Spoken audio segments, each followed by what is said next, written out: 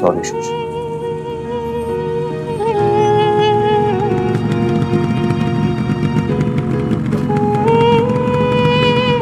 এই তোরা কোথায় রে? কি আশ্চর্য, বসার ঘরটা এমন হয়ে আছে, গোছগাছ করবি না? এই বিউটি, কিচ্ছু গোছাস না, কিচ্ছু করিস না, এলোমেলো হয়ে আছে, সব লোকজন আসবে। শোন, হালুয়াটা পোড়া না লাগে দেখিস কিন্তু। আমি আর পারি না তোদের নিয়ে।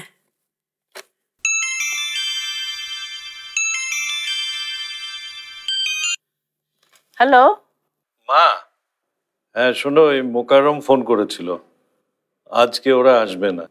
কেন রে, কোনো সমস্যা হচ্ছে নাকি? না, কোনো সমস্যা না। মাহমুদকে আজকে সিঙ্গাপুর যেতে হচ্ছে জরুরি কাজে, সেই জন্য পারবে না।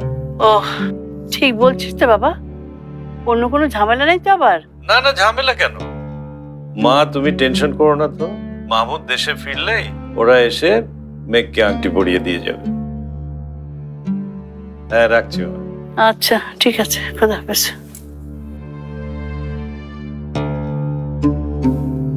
মেঘ বর্ষা আবার কিছু করলো না তো?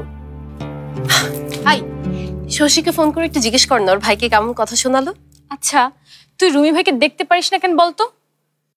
কি ব্যাপার, এতক্ষণে বসে তোদের আসার সময় হলো? হ্যাঁ কেন দাদি, কি হয়েছে? তোমার নাচ জামাই চলে আসছে নাকি? তার মানে আমি ঠিকই আন্দাজ করেছি, তোরাই কিছু একটা করেছিস, তাই না? আরে আশ্চর্য, মানে তুমি তো এমন ভাবে বলছো যে আমরা তোমার নাচ জামাইকে নিষেধ করেছি আসতে। ও করিসনি না? কি করে জানলি মাহমুদ আজকে আসছে না? কথাটা একটু আগে মোকাররম ফোন করতে বাবাকে বললো। তাহলে তুমি না এখনো ডাইনোসর যুগে পড়ে আছো। মোবাইল বলে যে একটা জিনিস আছে সেটা জানো তো?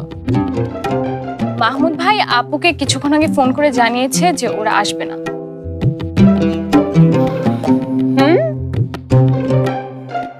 হ্যাঁ দাদি, মোবাইলে আমাকে জানিয়েছে। হ্যাঁ ঠিক। ও তাই না? তলে তলে মিয়া বেবি এত কিছু। না মানে হ্যাঁ দাদি আমি ফ্রেশ আসি। হ্যাঁ দাদি আমি আসছি।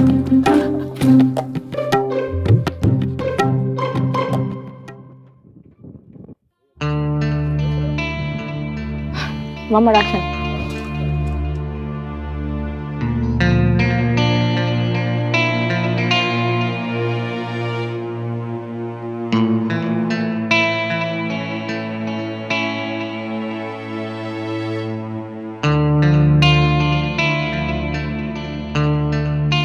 ভাইয়া কি রাখবে আমার কথা?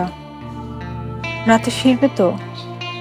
মুখ দেখে তো মনে হলো ভাইয়া নিশ্চয়ই আমার কথা শুনবে।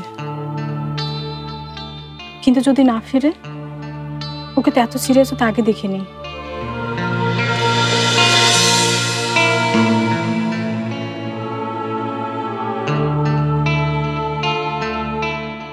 ভাইয়াকে আবার আমার আগের ভাইয়া করে দেওয়াল না।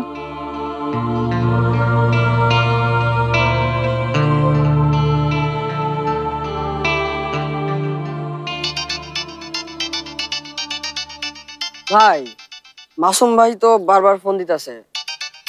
ফোন ধর, না ধরলে বুঝবি কি করে? ও ভাই কোন? ভাই আপনার লগে কথা কইতে চাই। দেখ। হ্যাঁ বলেন।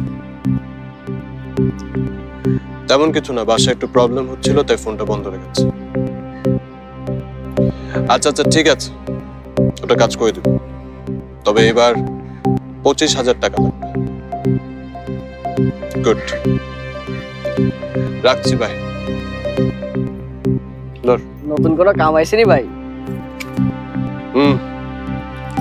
কিন্তু এবার 25,000। তাইলে তো এবার শুধু খাওন দাওয়ান হইব না, লগে ওইটাও হইব।